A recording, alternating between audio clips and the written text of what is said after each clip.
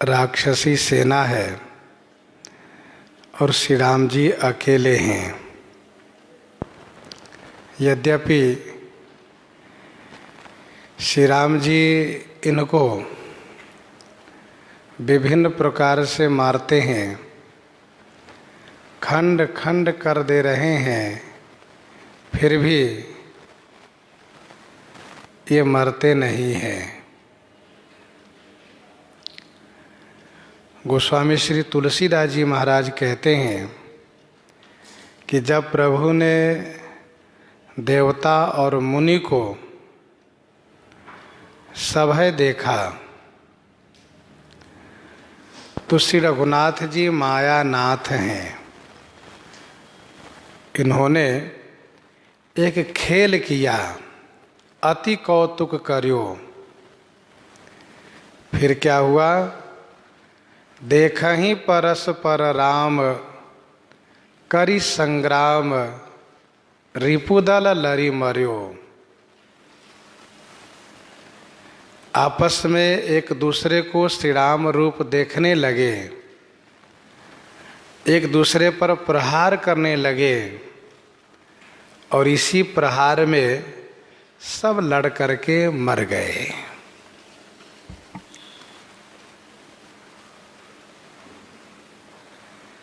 श्री रघुनाथ जी खरदूषण के साथ जब तक खेल कर रहे थे तब तक भले ही ये राक्षस लोग जिंदा दिखाई दे रहे थे।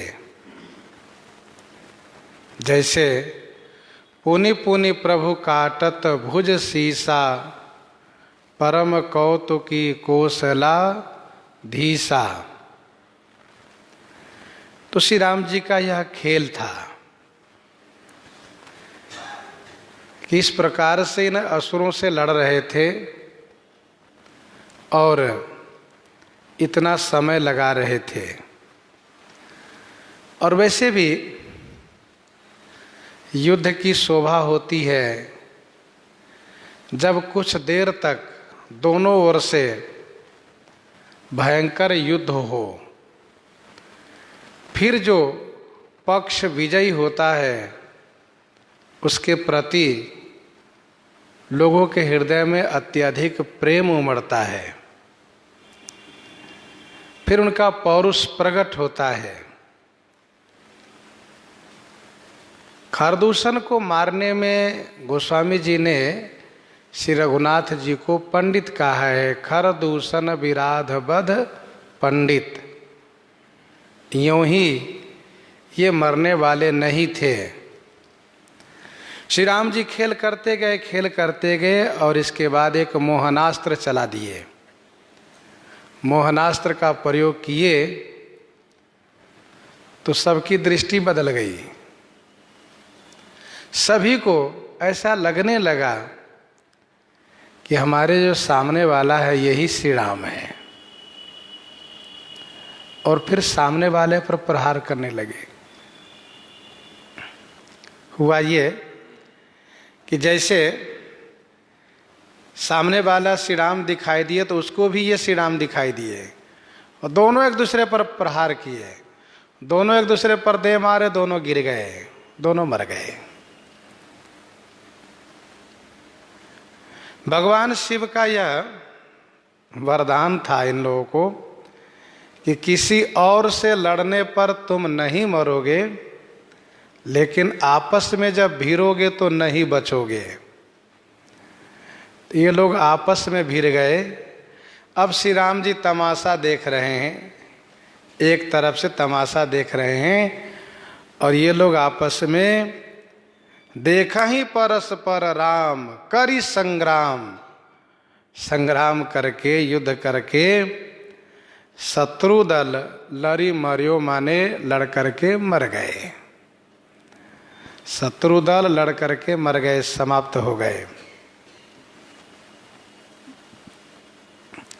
राम राम कहि तन तजहि, पावहि पद निर्वाण। करि उपाय रिपु मारे, क्षण मह कृपा निधान,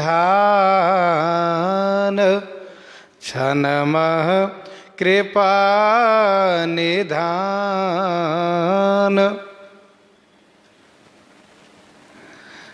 राम राम कहि तन तजहि, पावहि पद निर्वाण। सब राम राम कह करके तन परित्याग कर रहे हैं,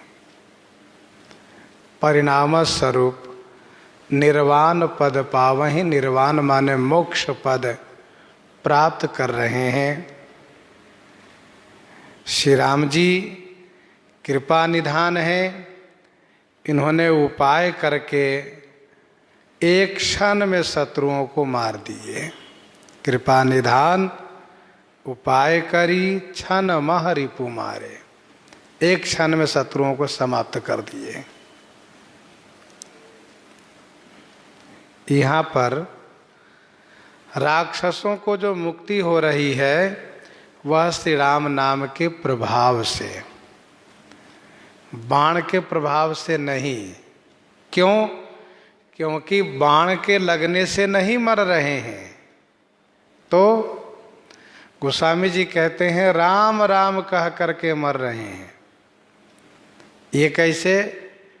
तो कहते ये राम, यही है राम, और यही है राम कह करके प्रहार करते हैं। उधर वाले भी कहते यही है राम, यूं कह करके प्रहार करते हैं। दोनों राम राम कह के मर जाते हैं। यहाँ मुक्ति नाम के प्रभाव से हो रही है, न कि बाण के प्रभाव से। वैसे बाण से मरने पर भी मुक्ति होती है। रघुवीर सर तीरथ शरीरनि, त्यागी गति पई हहीं सही। लेकिन यहाँ नाम का महात्मा है, और श्री राम नाम का वह प्रभाव है कि पापी हो जाकर नाम सुमिरहि, अति अपार भव सागर तरहि। पापी हो जाकर नाम सुमिरहि, अति अपार भव सागर तरहि। जाकर नाम मरत मुख आवा, अधमो मुकुत होई श्रुति गावा। वेद गाते हैं। कैसा भी अधम हो, कैसा भी पापी हो, यदि वह मरते समय में नाम का आश्रय लिया, श्री राम का नाम लिया, तो अवश्य उसकी मुक्ति होगी। गोस्वामी जी ने कृपा निधान कहा श्री राम जी को, क्योंकि श्री राम जी ऐसा खेल खेले हैं कि सब कोई राम राम कह करके मर रहे हैं। ये तो बढ़िया बात हुई ना। श्री राम जी ऐसा खेल खेले कि मरते समय राम नाम उच्चारण हुए, तो बढ़िया बात है। इसलिए गोस्वामी जी ने कहा कृपा निधान। श्री राम जी कृपा के स्थान हैं। हर्षित बरसहि सुमन सुर, बाजहि गगन निशान।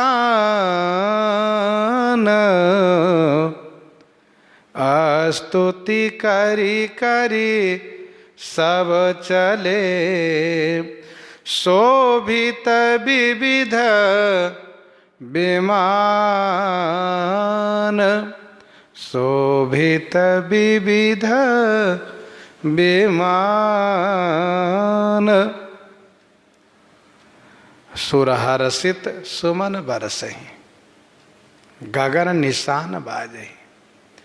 सुर माने देवता, प्रसन्न होकर के, हर्षित माने प्रसन्न होकर के फूल बरसाने लगे, और आकाश से ही निशान माने नगाड़े धमाधम बजाने लगे। देवगण स्तुति कर करके अपने अपने विमान में सुशोभित होकर के अपने अपने लोक की ओर प्रस्थान किए। हर्षित बरसहि सुमन सुर। मानस मुखवंद में गोस्वामी श्री तुलसीदास जी ने ये कहा कि राक्षसों का संहार, राक्षसों से युद्ध वर्षा ऋतु है, और वर्षा ऋतु धान के लिए विशेष कल्याणकारी है। वर्षा घोर निशाचर रारी, सुरकुल साल सुमंगल कारी, सुरकुल साल सुमंगल कारी। इसलिए जहाँ जहाँ असुरों का संहार हुआ है वहाँ वहाँ देवताओं ने पुष्प वर्षण अवश्य किया है, उत्सव अवश्य मनाया है। मारी असुर दुज निर्भयकारी, अस्तुति करहि देव मुनि झारी। विपुल सुमन सुर बरसहि गावहि प्रभु गुण गाथ। वहाँ पर भी कुंभकर्ण जब मरा है तब भी सुर दुंदुभि बजावहि हरसहि, अस्तुति करहि सुमन बहु बरसहि। मेघनाद मरा है तब भी तासु मरन सुनि सुर गंधर्वा, चढ़ी विमान आए नभ सरवा, बरस सुमन दुंदुभि बजावहि। रावण के मरने पर तो कहना ही क्या है। बरसहि सुमन देव मुनि वृंदा, जय कृपाल जय जयति मुकुंदा। तो देवगण बहुत प्रसन्न होकर के खूब पुष्प बरसाए, खूब नगाड़ा बजाए, और इसके बाद स्तुति किए।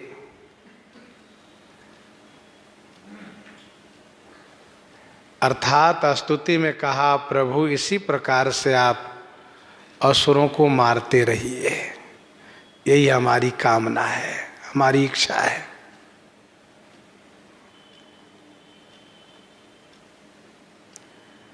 बेगी हतहु खल कहि मुनि गए, राम समर महि शोभित भय।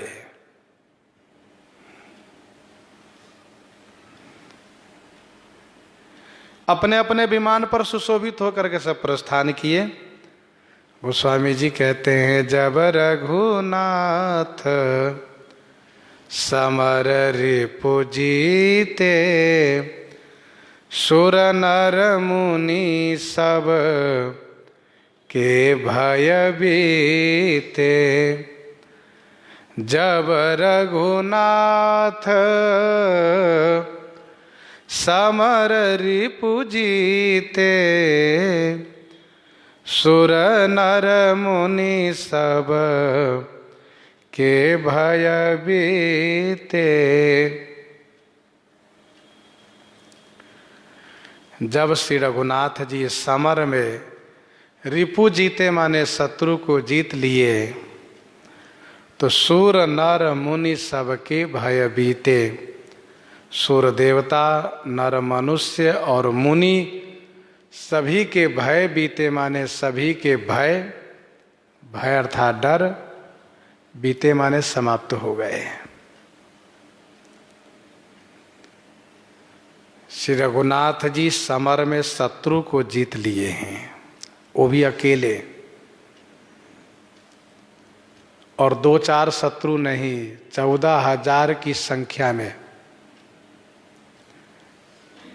जो राक्षस लोग हैं उन सबको जीत लिए, सबको मार दिए।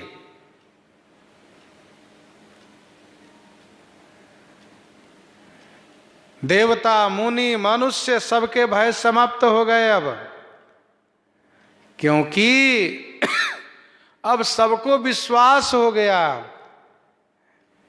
कि अब रावण भी गया। क्यों?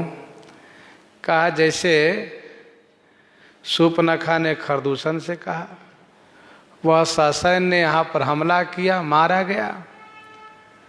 अब ये सूर्पनखा जाकर के रावण से कहेगी। रावण भी ससन्य प्रस्थान करके यहां आवेगा, मारा जाएगा, खेल खत्म हो जाएगा। पर देवताओं, अभी इतना जल्दी नहीं खेल खत्म होने वाला है, अभी और भी लीलाएं हैं। लेकिन देवताओं को तो यही लगा कि एक दिन में खरदूषण सेना सहित मारे गए, अब केवल आने तक की देरी है, जब रावण आएगा ससन्य मारा जाएगा, बस हम लोग निष्कंटक हो जाएंगे। ऐसा सोच करके बड़े आनंदित हैं। मारे जाएंगे, सब के सब राक्षस मारे जाएंगे, लेकिन इतना जल्दी नहीं जितना सोच रहे हैं।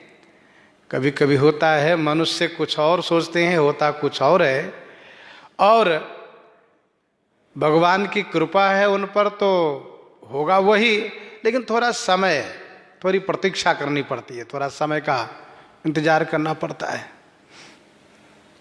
सुर नर मुनि सबके भय बीते, क्योंकि खरदूषण मोहि संबलवंता, ये कोई सामान्य राक्षस नहीं थे। सब बड़े आनंदित हो गए, क्योंकि अब प्रभु चरित सुनहु अति पावन, करत जबन सुर नर मुनि भावन। सुर नर मुनि भावन चरित कर रहे थे, इसलिए सुर नर मुनि सबके भय बीते।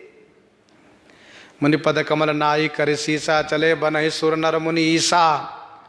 सुर नर मुनि सबके ईश हैं श्री राम जी, सबके भय समाप्त कर दिए। तब लक्ष्मण सीतहि लय आए, प्रभु पद परत हरसि उर लाए। तब लक्ष्मण सीतहि लय आए। तब, कब, जब खरदूषण सैन्य मारे गए, देवताओं ने खूब धमाधम नगाड़े बजाते हुए पुष्प वृष्टि किए, स्तुति करके प्रस्थान किए। तब देव द्वारा उत्सव मनाए जाने से श्री लक्ष्मण जी समझ गए कि सब मारे गए हैं। श्री लक्ष्मण जी श्री सीता जी को लेकर के आए। निर्वाद्य रूप से यह सेवा संपन्न हुई। प्रभु ने कहा था ले जाने की, जाओ गिरी कंदर, लेकर गए थे। इस सेवा में कहीं कोई कमी नहीं आई, सेवा संपन्न हुई। सेवा संपन्न होने पर प्रभुपद परत हरसि उर लाए। इसको कहते हैं प्रेम। अभी तो गए थे, फिर आकर के श्री राम जी के चरणों में प्रणाम करते हैं, क्यों? कहा प्रेम। श्री लक्ष्मण जी का श्री राम जी में कितना प्रेम है, यह पूरे प्रसंग में देखने योग्य है। ऐसा नहीं कि साथ हैं तो प्रेम कम हो गया हो, सो नहीं। श्री राम जी के चरणों में जैसे प्रणाम किए, सरकार उन्हें हृदय से लगा लिए। प्रभुपद परत हरसि उर लाए। सीता चितव श्याम मृदु गाता, परम प्रेम लोचन न अघाता। सीता चितव श्याम मृदु गाता। श्री सीता श्याम मृदु गाता, चितव परम प्रेम लोचन न घाता। श्री सीता जी परम प्रेम के साथ श्याम और मृदु माने कोमल, गाता माने शरीर को, चिता माने देख रही हैं। लोचन न अघाता, नेत्र तृप्त नहीं हो रहा है। परम प्रेम लोचन न अघाता, नेत्र नहीं अघा रहा है। किशोरी जो देख रही है कोमलता की ओर, कितने कोमल है मेरे स्वामी। और फिर श्याम रंग के हैं, बड़े ही मनमोहक हैं, बड़े ही सुंदर लग रहे हैं, बड़े प्यारे लग रहे हैं।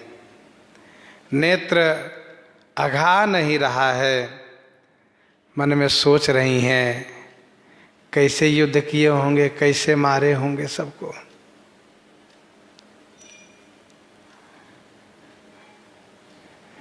इतनी बड़ी संख्या में ये राक्षस सेना थी, उसको कैसे मारे होंगे। प्रेमी भक्तों की दृष्टि में, प्रेमी भक्तों की दृष्टि में श्री रघुनाथ जी सदैव अत्यधिक कोमल बने रहते हैं, बहुत कोमल है। शत्रुओं के निगाह में तो बड़े कठोर हैं, क्योंकि एक भी शत्रु उनके सामने ठहर नहीं पाते। अच्छा, श्री किशोरी जी सोच रहे हैं कैसे मारे होंगे, तो इनके लिए कोई बड़ी बात नहीं है। मन में सोच रहे हैं इनके लिए कोई बड़ी बात नहीं है। क्यों? इसलिए कि जो धनुष किसी से नहीं हिल पाया था, जरा भी नहीं खिसक पाया था, उस धनुष को इन्होंने ले करके उठा करके चढ़ा करके तोड़ डाला था, और किसी को पता भी नहीं चल पाया था कैसे उठाए कैसे तोड़े। तो अत्यधिक प्रेम के कारण किशोरी जी श्री रघुनाथ जी को देख रही हैं। दर्शन करने में श्याम और मृदु, मृदु अर्थात कोमल, युद्ध की दृष्टि से ऐसे कोमल हैं हमारे स्वामी, और श्याम ये श्रृंगार की मूर्ति हैं, क्योंकि श्रृंगार का रंग ही श्याम है। श्यामो भवति श्रृंगारः, श्रृंगार रस का रंग ही श्याम है। और नारी को स्त्री के लिए श्रृंगार सर्वाधिक प्रिय होता है, और श्री राम जी तो मानो श्रृंगार की मूर्ति हैं। नारी बिलो कहीं हरस हिए निज निज रुचि अनुरूप, जन सोहत श्रृंगार धरी मूर्ति परम अनूप। साक्षात श्रृंगार ही मूर्त रूप है। पंचवटी बस श्री रघुनायक, करत चरित सुर मुनि सुखदायक। पंचवटी बस श्री रघुनायक, करत चरित सुर मुनि सुखदायक। श्री रघुनायक पंचवटी बसी, सुर मुनि सुखदायक चरित करत। श्री रघुनाथ जी पंचवटी में निवास करके देवता और मुनि को सुख देने के लिए, सुख देने वाले सुंदर चरित कर रहे हैं। करत चरित सुर मुनि सुखदायक।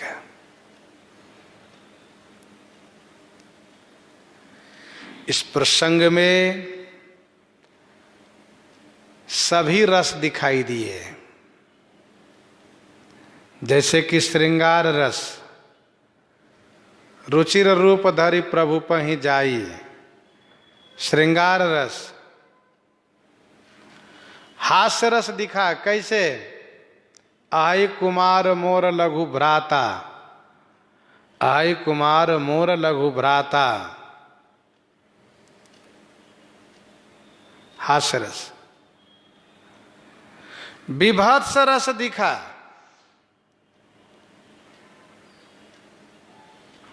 नाक कान बिनु भय विकरारा। वीर रस इसमें दिखाई दिया, एक बार कालहु किन हो। ये वीर रस।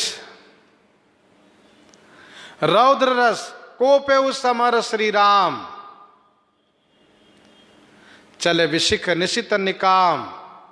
या रौद्र रस।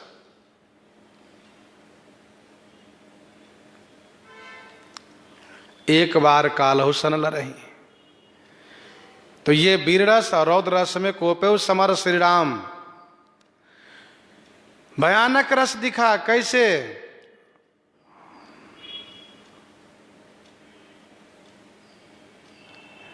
उरसीस भुज कर चरण, उरसीस भुज कर चरण, जहां तहां लगे मही परन। भयानक रस, अद्भुत रस दिखाई दिया। कैसे? कहा देखा ही परस्पर राम, करि संग्राम, रिपुदल लरी मर्यो। ये अद्भुत रस। और शांत रस, शांत रस क्या दिखा? कहा जब रघुनाथ समर रिपु जीते, सुर नर मुनि सबके भय बीते। ये 9 रस दिखाई दिए इसमें।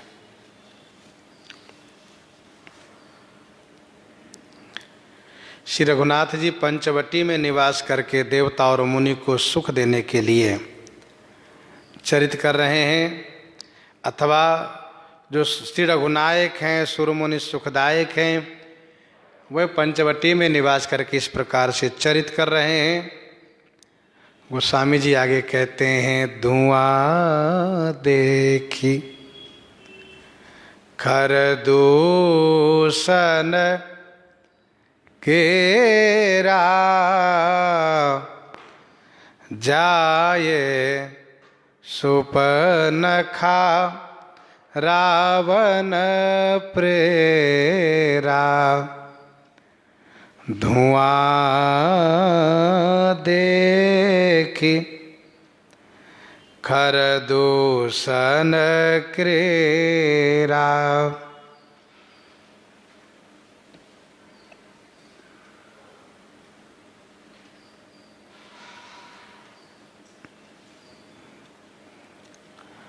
धुआं देखी खरदूषण केरा, जाई सुप नखा रावण प्रेरा।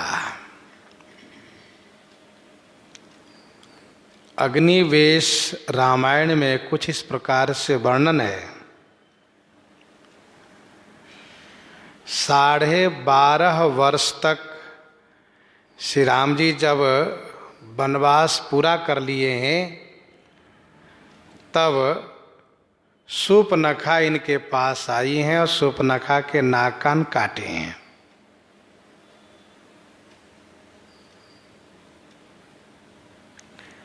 और तत्पश्चात ससैन्य खरदूषण आदि असुरों को संहार करके दंडक वन को राक्षसों के आतंक से मुक्त कर दिए हैं।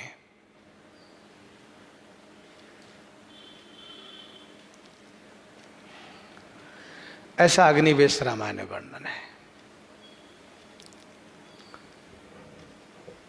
मानसकार कहते हैं, धुआं दे कि खरदूषण केरा।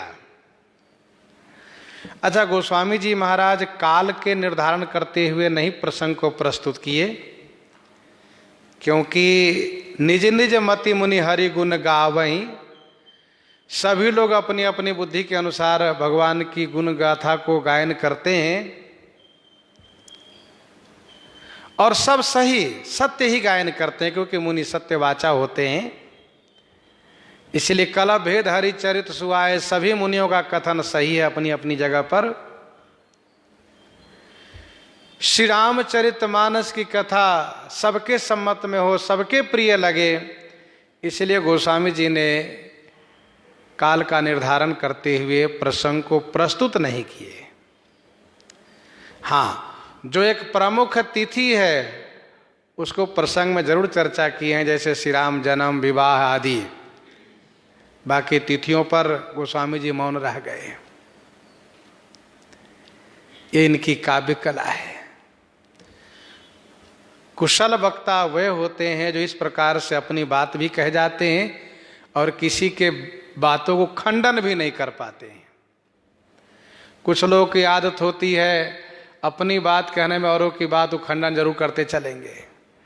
तो जो औरों की बात खंडन करते हैं तो उनकी बात को भी लोग खंडन कर देते हैं, क्योंकि अभिमान पूर्वक कोई भी किसी विषय को प्रस्तुत करता है तो लोगों को पता चल जाता है कि अभिमान पूर्वक कह रहे हैं। भगवान की कथा को विनम्रता पूर्वक दास होकर के प्रेम से गायन करने से, कथन श्रवण करने से कल्याण होता है। धुआं देखी खरदूषण केरा, जाई सूपनखा रावण प्रेरा। अब कुछ लोगों ने कहा धुआं माने इन सभी को जला दिए तो जलते हुए को धुआं देख करके। सूपनखा ने देख लिया कि तो सब जला दिए गए, खत्म हो गए।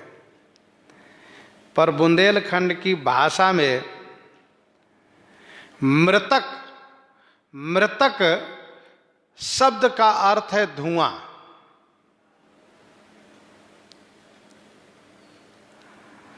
अर्थात मरे हुए को अपभ्रंश में ही धुआं कहा जाता है। वैसे भी धुआं शब्द का मतलब होता नाश कर देना।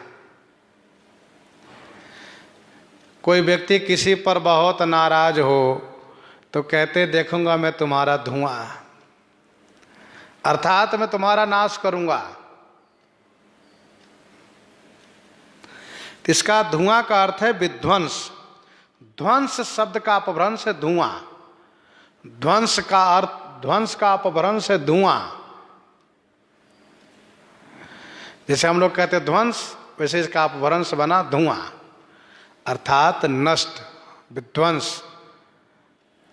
खरदूषण का ध्वंस देख करके, विध्वंस देख करके, उसका नाश देख करके सूपनखा ने जाकर के रावण को प्रेरित किया। पहुंच गई रावण की सभा में। अभी रावण को कोई पता नहीं कि क्या हो गया है। सो रावण अपनी सभा में बैठा है मंत्रियों के साथ, सभासदों के साथ। उसी सभा में सब सूपनखा पहुंच गई।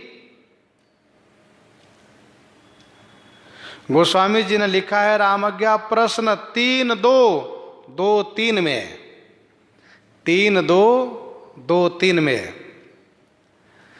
बसन सकल सोनित सकल, विकट बदन गत गात, रोवती रावण की सभा, तात मात हाँ भ्रात, काल की मूर्ति कालिका। ये साक्षात कालिका जैसे दिख रही हैं। काल की मूर्ति कालिका के समान है। साक्षात काल की मूर्ति है, कालिका है ये। रावण की सभा में सब डर गए, भयभीत हो गए। तो रामज्ञा प्रश्न 3-2-2-3 में इस प्रकार से वर्णन है।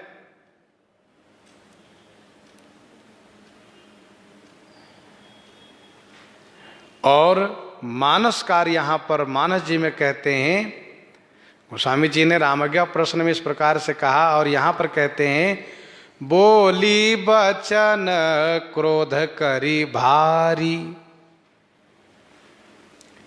आप रामज्ञा प्रश्न के उस दोहे से इस प्रकार समझिए कि मुख को ढकी हुई है, मुख को ढकी हुई है और उसके आंचल रक्त से बिल्कुल भिगा हुआ है।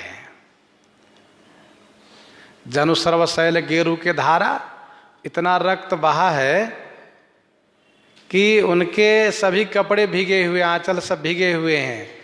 बसन सकल सोनित समल, विकट बदन गत गात। ये दृश्य है। रावण की सभा में पहुंच के पहले रोने लगी, बहुत रोई है। रोवती रावण की सभा, तात मात हाँ भ्रात। इसके बाद बहुत गुस्से में भर करके बोली, अभी मुख नहीं खोली है, मुख खोली है दोहे के अंत में सुनिएगा, वहां पर जाकर के बोली, बचन क्रोध करी भारी, देश कोश कई सुरति विसारी, भारी क्रोध करके वचन बोली कि तुमने देश और कोष की सूरती विसारी, देश और खजाने की सूरती भुला दी है। अर्थात ऐसा राजा कब तक ठहर पाएगा, उसका राज्य कब तक रह पाएगा, जिस राजा को इतना भी खबर न हो, इतना भी होश न हो कि उसके सेना सहित भाई मारे गए हो, और वो राजा राजसभा में अपने मौज मस्ती में डूबा हुआ हो। वह राजा कब तक ठहरेगा, उसका राज्य कब तक रहेगा। शूर्पणखा को इस बात को लेकर के बड़ी गुस्सा लगी। बताओ, बेखबर रहने वाले, कोई सूचना नहीं, कोई खबर नहीं लेने वाले, सारा जनस्थान खाली हो गया, 14,000 सेना सहित भैया खर दूषण तीसरा मारे गए, मैं नकटी बुच्ची हो गई और इनको कुछ पता ही नहीं है। यदि कुछ पता होता तो सशंकित होते, इस प्रकार से सभा में मौज मस्ती करते नहीं होते, ठाका मार के हंसते हुए नहीं दिखाई देते। परंतु शूर्पणखा ने इस प्रकार से रोना और बोलना शुरू किया कि सबका ध्यान अपनी ओर आकर्षित कर लिया। देश कोष कई सूरत विसारी,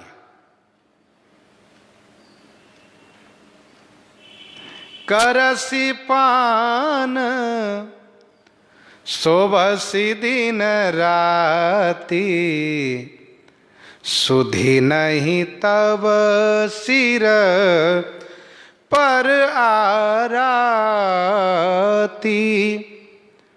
करसी पान शोभसी दिन राती, सुधी नहीं तब सिर पर आराती।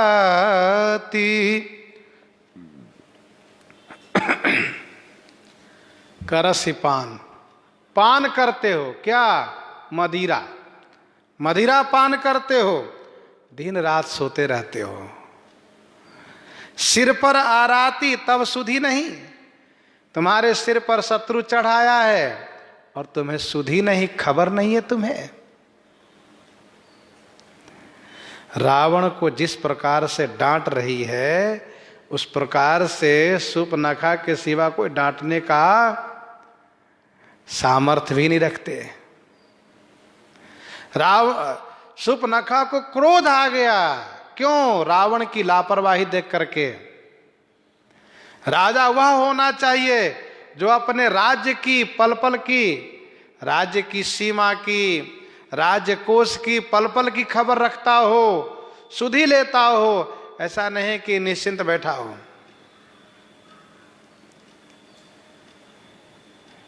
केवल सेना के भरोसे, केवल मंत्री के भरोसे निश्चिंत बैठा हो, सो नहीं होना चाहिए। स्वयं पूरी जानकारी रखनी चाहिए उनको, तभी उसका राज्य सुरक्षित रहता है। करसी पान सोवसी दिन राती, मदिरा पी के दिन रात सोते रहते हो। मदिरा पीने वाले लोग यूं ही सोते रहते हैं। करई पान सोवई खटमासा, मैं सिखाई खरी मदिरा पाना। तो इस प्रकार से मांसाहारी शराबी तमोगुनी होते हैं, तामसी। तुम्हें कोई खबर नहीं है, तुम्हारे सिर पर शत्रु आकर चढ़ गए हैं। तुम्हारा एक बहुत बड़ा अंग जो असुर सैन्य था वह समाप्त हो चुका है।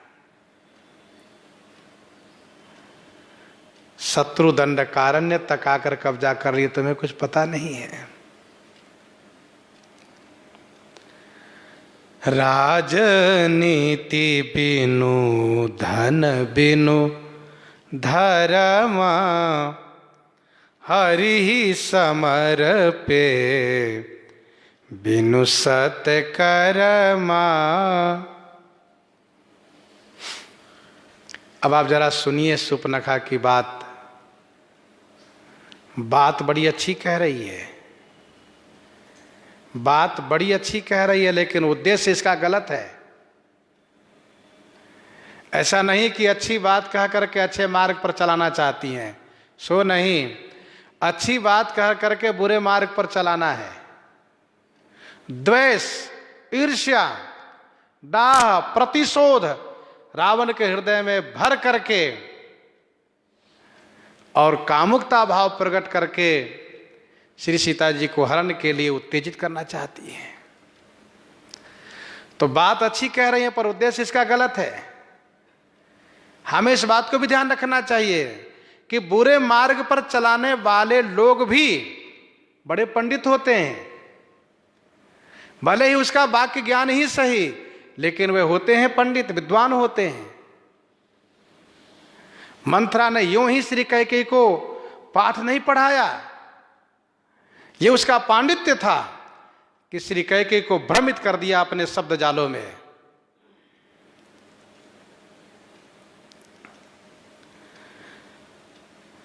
राजनीति बिनु धन बिनु धर्मा, हरि समर्पे बिनु सत्कर्मा। एक बात और आगे हम लोग सुनेंगे। शूर्पणखा कहती है कि नीति ऐसी सुनी, हमने सुनी है, भले ही वह पढ़ी नहीं हो। उसके शब्दों से ऐसा लगता है कि मैं पढ़ी नहीं हूं, मैं सुनी हूं। तो एक बड़ा सुंदर संकेत है, शिक्षा है कि भले ही पढ़ ना पाया हो व्यक्ति, चाहे वह स्त्री हो या पुरुष हो, पढ़ ना पाया हो, यदि वह चाहे तो सुनकर भी बहुत कुछ ग्रहण कर सकता है, बहुत कुछ याद कर सकता है। अब तो वह सुविधा है, वह संसाधन है कि नेत्रहीन व्यक्ति भी पढ़ लेता है, अन्यथा वह सुन करके भी बहुत बड़े विद्वान हो जाते हैं, श्रवण करके। तो शूर्पणखा कहती है कि मैंने सुनी है, नीति ऐसी सुनी। तो ये कोई जरूरी नहीं है कि पढ़ करके ही जाना जा सकता है, सुन करके भी जाना जा सकता है। बस हृदय में जानने की चाहना होनी चाहिए, जिज्ञासा होनी चाहिए। और वैसे भी जो जितना अधिक सुनने का प्रेमी होता है वह उतना अधिक जानकार हो जाता है। इसलिए कहा बहुश्रुत होना चाहिए। तो शूर्पणखा कह रही है राजनीति बिनु धन बिनु धर्मा। सब बात अच्छी है। राजनीति के बिना और धर्म के बिना धन, और हरि समर्पे बिनु सत्कर्मा, श्री हरि को समर्पित किए बिना सत्कर्म। नीति के बिना राज, धर्म किए बिना धन, भगवान को समर्पण किए बिना सत्कर्म। राजनीति बिनु धन बिनु धर्मा, हरि समर्पे बिनु सत्कर्मा। विद्या बिनु विवेक उपजाए, श्रम फल पढ़े किए अरु पाए। बिना विवेक उपजाए विद्या, बिना विवेक उत्पन्न किए हुए विद्या, ये सब क्या है? श्रम फल है। पढ़े किए अरु पाए। श्रम फल, केवल श्रम फल है, परिश्रम ही फल हाथ लगा उसको, और कुछ नहीं। पढ़े, क्या पढ़े? विद्या पढ़े, विवेक नहीं उत्पन्न किए। विद्या पढ़े और विवेक रूपी पुत्र उत्पन्न नहीं हुए, विवेक रूपी संतान नहीं प्राप्त किए, तो वह पढ़ना केवल श्रम फल है। और हरि को बिना समर्पित किए हुए जो सत्कर्म किए, यहां किए शब्दों पर ध्यान रखिएगा, वह सत्कर्म किए श्रम फल है केवल। और नीति के जाने बिना धन, नीति जाने बिना राज, और बिना धर्म किए हुए धन जो पाए हैं वह केवल श्रम फल है। ये सब नष्ट हो जाएंगे। तीन क्रिया है यहां पर, पढ़े किए और उपाय। विद्या पढ़े, सत्कर्म किए, धन और राज्य पाए, ये केवल श्रम फल है।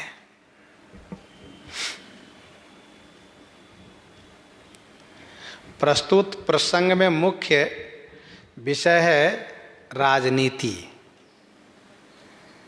बाकी शिक्षा है, उपदेश है। राजनीति के बिना राज्य नहीं रह सकता।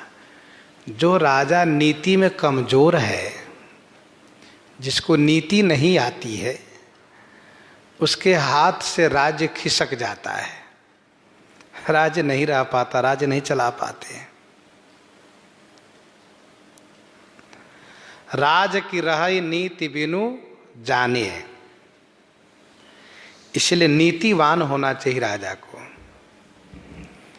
साम दाम भेद और दंड को दृढ़ता पूर्वक संचालन करने आता हो, नीति को जानता हो, नीति को क्रियान्वित करता हो, तभी उसके पास राज्य रह सकता है, अन्यथा राज्य चला जाएगा।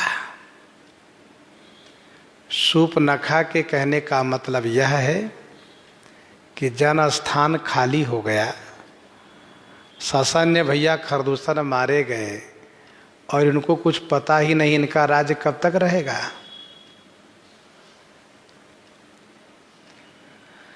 रावण की नीति कमजोर है, मंत्री लोग ठकुर सुहाती करते हैं, इसीलिए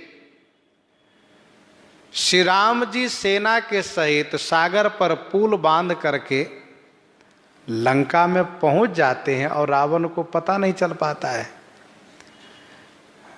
ऐसा नहीं कि रातों रात और बहुत छुप करके पुल बांध लिया गया हो।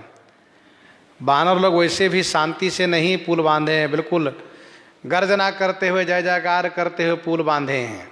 हाँ, ये बात सही है कि पुल का काम बहुत तेजी से चला है, लेकिन जब रावण सभा में बैठता तो पता चलता है कि पुल बन गया सागर पर और सेना इस पार आ गई, तब घबरा जाता है। सचमुच पुल बन गया कहाँ? ये रावण की नीति कमजोर का प्रमाण है, पहचान है। शूर्पणखा कहती है कि आपको नीति कमजोर है, इसलिए आपका राज्य आपके पास रहेगा नहीं। केवल बल से राज्य नहीं चलाया जा सकता, बुद्धि होनी चाहिए, नीति होनी चाहिए।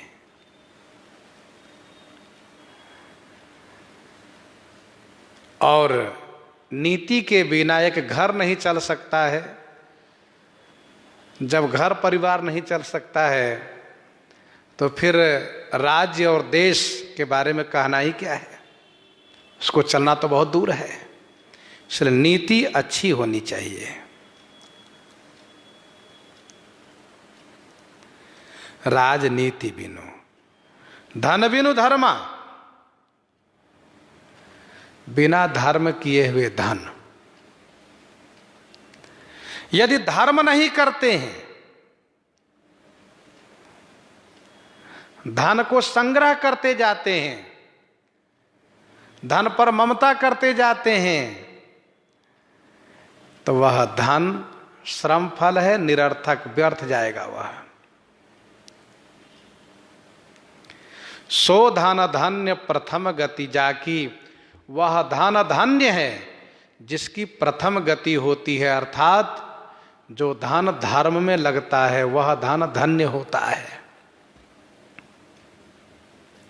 और ये सभी के लिए लागू है।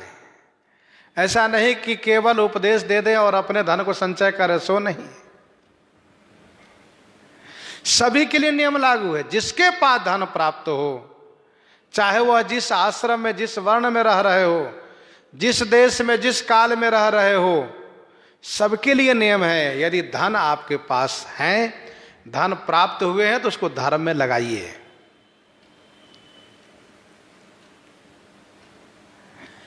धन बिनु धर्मा, जैसे नीति के बिना राज्य नहीं रह सकता, वैसे धर्म किए बिना धन नहीं रह सकता।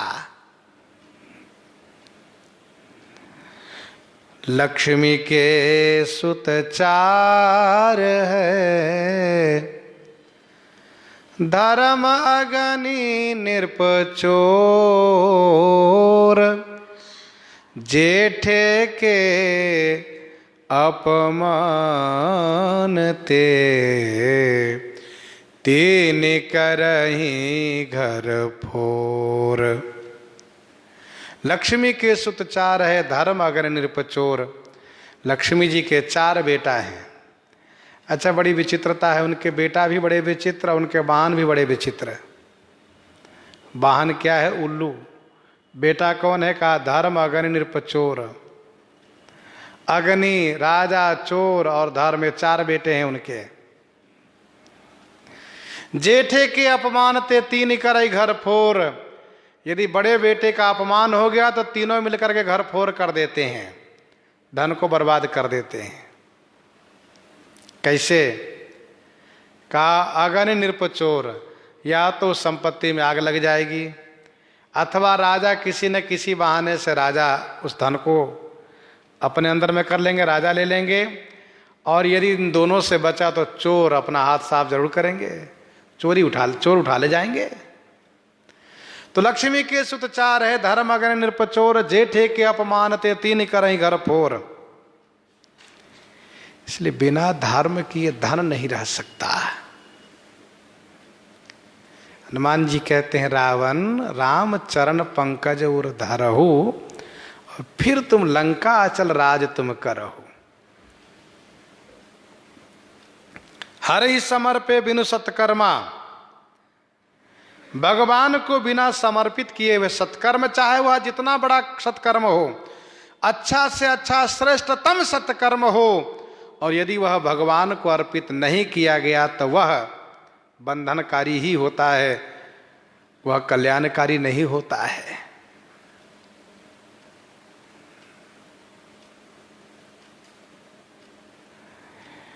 वैसे भी श्रीमद् भागवत जी में यह वर्णन है, तीसरे स्कंद के 9वें अध्याय के 13वें श्लोक में श्री ब्रह्मा जी ने कहा है,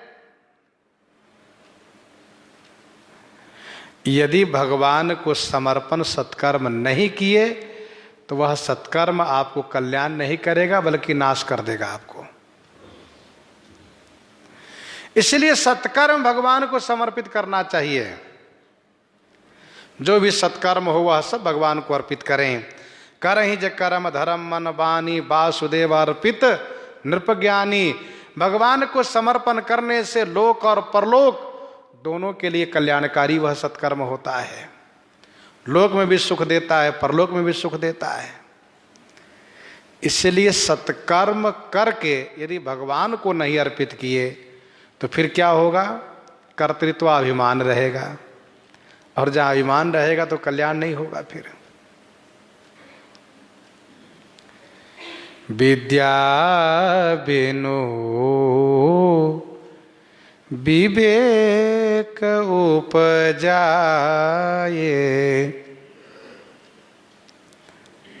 विद्या से विवेक रूपी संतान प्राप्त करना चाहिए, विवेक रूपी पुत्र उत्पन्न करना चाहिए विद्या से। और यदि ऐसा नहीं किए तो पढ़ना केवल श्रम फल हुआ। यदि ज्ञान प्राप्त नहीं हुआ तो पढ़ना लिखना व्यर्थ गया। इसलिए ज्ञान होना चाहिए। क्या ज्ञान होना चाहिए? का सत असत, अच्छे बुरे का ज्ञान होना चाहिए।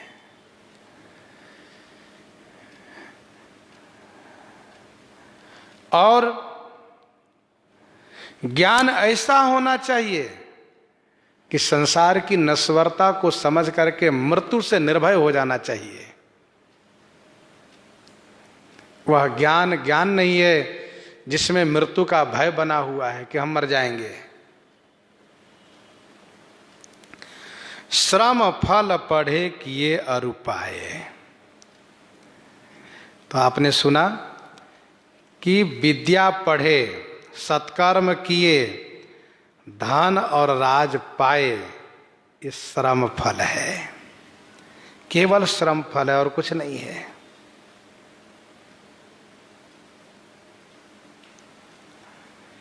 अर्थात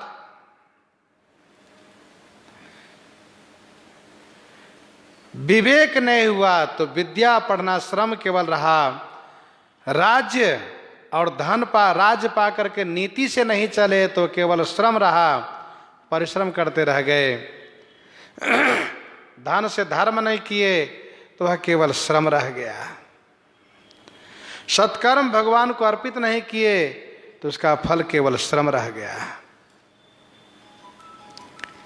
इसके बाद कहती हैं संग त्यजति कुमंत्र ते राजा, मानते ज्ञान पानते लाजा।